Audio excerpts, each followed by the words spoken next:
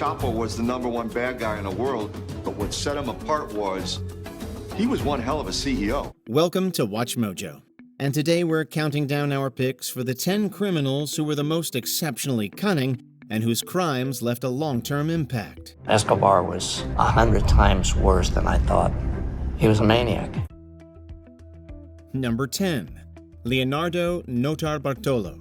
Notarbartolo has said that he was born to be a thief. You take a walk past the Antwerp Diamond District, and all you can see is a well-guarded fortress. Well, not for Leonardo Notarbartolo and his crew. He saw an opportunity for a big payday and began planning. Using a video camera to record through a tiny hole in a bag that he carries on his person. And he's using it to record all sorts of information about the security. The crew took a few years of careful groundwork to bypass the Diamond Center's secure vault. In February 2003, they struck and carted away over $100 million worth of jewelry without detection. In what was nicknamed the heist of the century, DNA evidence found on a sandwich and discarded trash led to Leonardo's arrest. The genius is linked to the crime because his business card was found amongst the trash. The stolen diamonds were never recovered, and Leonardo, despite being caught, denied most of it. To this day, much of the heist remains a mystery. Number 9. Al Capone. Al Capone is the prototypical celebrity gangster. He's bigger than Chicago. A crime boss respected for his charisma and disguise as a charitable figure, Al Capone ruled the underworld. Nicknamed Scarface from his early start in New York, he later moved to Chicago, where he rose to lead an Italian criminal empire. Capone grew this empire with precision, strategy, and also with violence. Always careful, Capone avoided direct involvement, often relying on bribery and his political influence to protect his empire. Though the St. Valentine's Day massacre was linked to him, no strong evidence tied him to the crime. He wasn't in Chicago, he wasn't in the garage, and he hired outsiders to do it. With no solid case of violence, federal authorities went after him for tax evasion. He was convicted, jailed, released, and eventually died of cardiac arrest. Capone's larger-than-life mythology grew into a pop culture obsession after his death. Number 8. Frank Abagnale. You're one of the greatest con men of all time. You're the daddy of them all. What does it take to be a good con man? What were you doing in your teens? For Frank Abagnale, he was beginning his journey into becoming one of the world's biggest con men. Before turning 21, he had already impersonated a pilot, a doctor, a lawyer, and a college professor without having any experience in those fields. His major crimes were forgery, check fraud, and using social engineering to manipulate his victims and institutions. He was arrested a few times and released. Nothing stopped him from his next exploit. I truly believe, looking back on it now, that I truly believe I was able to accomplish all those things because I was just a teenage boy. Frank went on to become a security consultant and an author. Although most of the claims have been disputed, his autobiography, Catch Me If You Can, inspired a film. Are you a real-life pilot? I sure am, little lady. What's your name?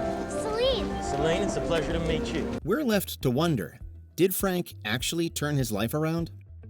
Number 7. Adam Worth. Without any acts of violence, Adam Worth, the criminal mastermind, grew a global network of crime. What started off as a gang of pickpockets grew into organized robberies. After drawing the attention of U.S. law enforcement, he fled to Europe with his crime partner Charlie Bullard. There, they both continued their criminal enterprise under assumed identities.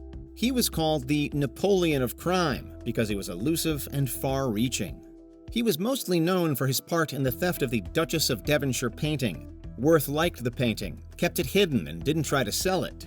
He was later arrested and convicted in 1893. His legacy inspired Sir Arthur Conan Doyle's Professor Moriarty in the Sherlock Holmes series. Number 6. D.B. Cooper. He either got away or else he sure made a big hole in the ground up there. Who really is D.B. Cooper?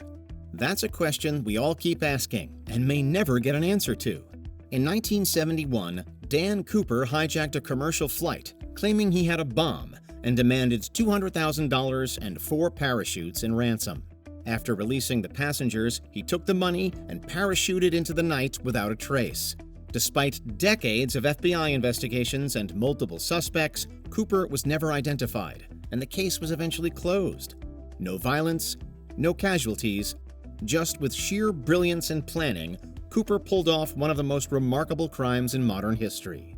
Even as his story has inspired books, films, and songs, we're still left to wonder. Over the years, more than 1,000 suspects have been scrutinized. When this case happened in the 1970s, the era of DNA was not upon us. Number 5. El Chapo. El Chapo Guzman is a brand. He's a mystique. Joaquin Guzman, popularly known as El Chapo, is no stranger in the world of crime. He, in fact, was the leader of the Sinaloa cartel, one of the world's largest drug trafficking networks based in Mexico. El Chapo ultimately changed the game, running drug smuggling operations seamlessly through tunnels and generating billions. As you can see, the tunnel has lighting, and it runs south, down into Mexico. His influence, built on bribery and violence, made it possible for him to escape prison twice. At one point, he was even ranked among the most powerful people in the world. Chapo was the #1 bad guy in the world, but what set him apart was he was one hell of a CEO. That alone shows El Chapo wasn't just any drug lord. He was a highly sophisticated, intelligent, and ruthless criminal. He was later arrested again in Mexico, then extradited to the U.S., where he was sentenced to life in prison. Number 4. The Unabomber. Ted Kaczynski is a very interesting case because evidently he was a pretty well-adapted kid in elementary school and actually was considered to be something of a leader. Ted Kaczynski, known as the Unabomber, was one of the most intelligent yet dangerous criminals in U.S. history. He started off a very promising academic career as a mathematician and was recognized for his brilliance. Then he abandoned everything and went into solitude, which marked the beginning of his deadly path. In 1969, Kaczynski suddenly and unexpectedly resigned from his position at Berkeley. He was responsible for 16 bombings, leaving a few dead and a lot more injured. His bombs were carefully made by hand, a method that left no traces leading back to him. For nearly 2 decades, the Unabomber eluded the FBI. With threat of further attacks, he forced the media to publish his 35,000-word manifesto. This led to his arrest and conviction, all thanks to his brother. Ted's brother, David, had read the manifesto, and phrases jumped out at David right away, and he had to try to push them down. That can't be, it can't be. He later died in prison. Number 3. Charles Ponzi. A brash and confident Charles Ponzi convinces thousands of excited investors that he can double their money in just 3 months. With a few dollars and a hope to make millions, Charles Ponzi migrated to the U.S. from Italy. He became a criminal architect that went on to create the famous Ponzi scheme. How did he come about this? He found a weakness in the system of IRCs which enabled him to make money. But instead of doing that alone, he leveraged the greed of humans by promising to pay them 50% of their investments in 45 days. He used funds from new investors to pay earlier ones, a system that later failed as it wasn't feasible. He was arrested and charged.